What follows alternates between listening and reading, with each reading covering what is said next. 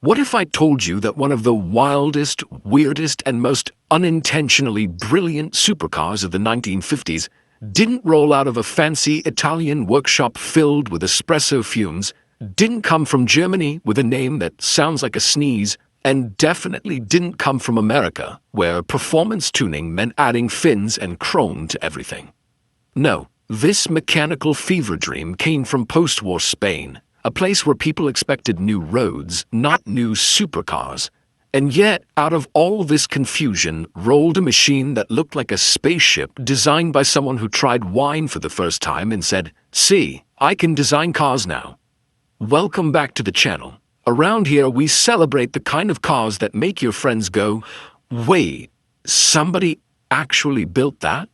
And today, we're diving into a machine that feels like a mix of national pride, engineering wizardry, and a whole lot of why not? Ladies and gentlemen, behold the 1952 Pegaso Z-102 Cúpula, Spain's attempt to show Europe that it too could build something fast enough to scare the neighbors. To understand how this absolute unit of a car came to be, let's rewind to the early 50s. Spain was rebuilding, people were trying to get their lives together, and the government had a state-owned truck and bus company called INESA. Logical thinking would say, let's improve transportation for the people. Spain instead said, nah, let's build a supercar, a fast one. Enter Wilfredo Ricart, an engineering genius, a man allergic to mediocrity, and someone who annoyed Enzo Ferrari so much that Enzo probably lost sleep over it. Ricart returned to Spain with a mission to create a machine so over-engineered that it made Italian cars question their life choices. He designed a 2.5-liter V8 with fancy hemispherical heads, dual overhead cams, and more complexity than a telenovela plot twist. This engine didn't just whisper speed, it screamed it. Later versions were capable of over 360 horsepower, which in 1950s language translates to hold on to your eyebrows. The chassis, oh boy, independent suspension, torsion bars, a wheelbase so short it basically dared you to survive each corner, and handling dynamics that could turn a normal driver into a philosopher.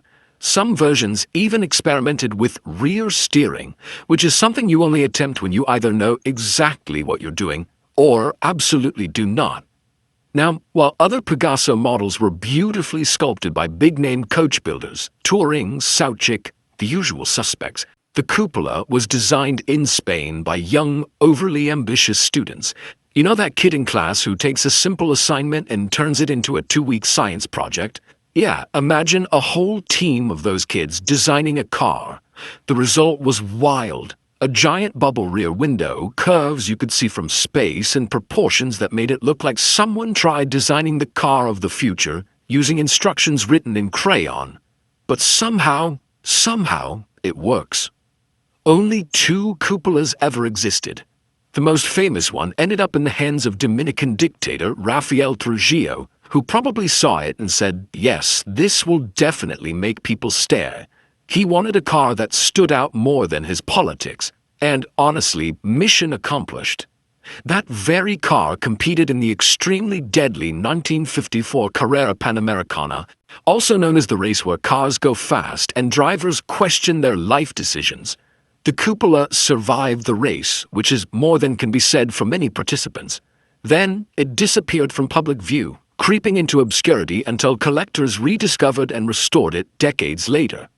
Under all that bubble-backed drama was Ricart's early 2.5-liter V8 making around 165 horsepower naturally aspirated. But if you bolted on a supercharger, this Spanish spaceship could reach 152 miles per hour, or 245 kilometers per hour for those whose speedometers use logic. That made it one of the fastest touring cars of its time, at least until Jaguar came along and said, we'll take that speed record, gracias. Across all versions of the Z-102, only 87 were ever built, and of the 2 Cúpulas, just 1 survives today. 1.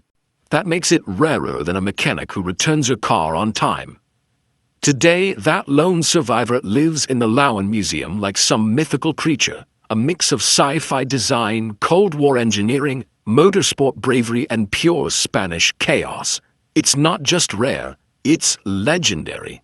And here's the thing, the Pegaso Cúpula is a reminder of what the car world used to be, a place where countries said, we might not have money, or time, or even a clear plan, but we have ambition, and that's enough to build something insane. If this story made you laugh, taught you something new, or made you appreciate Spain's bold automotive experiment, hit that subscribe button, share the video, and drop a comment telling us what you would have done if you designed the car of the future back in 1952. See you in the next one.